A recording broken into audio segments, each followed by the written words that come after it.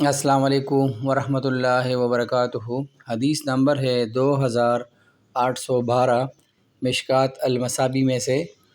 حضرت عمر رضی اللہ تعالی عنہ بیان کرتے ہیں، رسول اللہ صلی اللہ علیہ وآلہ وسلم نے فرمایا، سونے کی سونے کے بدلے، چاندی کی چاندی کے بدلے، گندم کی گندم کے بدلے، جو کے بدلے اور کھجور کی کھجور کے بدلے ادھار بیع کرنا سود ہے، لیکن اگر دست بدست ہو تو جائز ہے۔